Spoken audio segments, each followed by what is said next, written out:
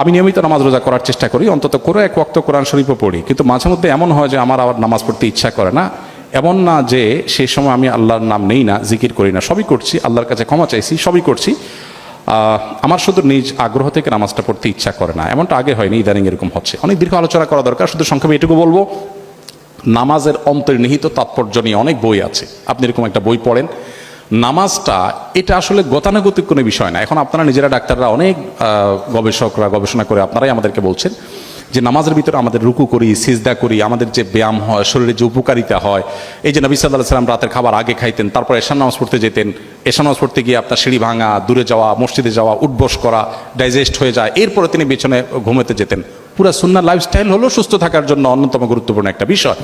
তো আপনি নামাজের যে অন্তর্নিহিত তাৎপর্য আছে, বিশেষ করে নামাজ যে আল্লাহর সাথে কানেক্টেড করে মানুষকে, কিভাবে আমাদের উপকার আসে, এটা যদি আপনি ভালো করে পড়েন, স্টাডি করেন, আমার মনে হয় যে আপনার নামাজের প্রতি আগ্রহ বৃদ্ধি হবে। সেই সাথে এবাদতের আগ্রহ কমে যাওয়ার জন্য গুনাহের একটা বিরাট প্রভাব থাকে। কোনো একটা পাপাচারে লিপ্ত হলে মানুষ এবাদতের স্বাদ কমে যায়, সেগুলো ছাড়তে হবে ইনশাআল্লাহ। আশা করে যে আল্লাহ তাআলা আপনাকে ফেরত আসার তৌফিক দান করবেন। গোল্ডের দাম প্রায় পরিবর্তন হয়, গহনার জাকাতের হিসাবটা কি যখন জাকাত দিচ্ছি সে সময়ের দাম অনুযায়ী হবে, নাকি আমি যে দামে কিনেছি সেভাবে হবে? আবার অনেকে সারা বছর ধরে জাকাতের টাকা দিতে থাকেন, এই সময় এই গোল্ডের দাম অনেকবারই পরিবর্তন হয়, সেক্ষেত্রে হিসাবটা কিভাবে হবে? যখন টাকা দেওয়া শুরু করব তখনকার দরদাম অনুযায়ী, নাকি বছরে যে সময় শেষ হবে তখন তার দরদাম অনুযায়ী? খুবই সংক্ষিপ্ত উত্তর, আপনি যখন জাকাত ক্যালকুলেশন করবেন, আপনার জাকাত বর্ষ যখন পূর্ণ হবে, তখন আপনার কি কি অ্যাসেট আছে সব হিসাব করবেন।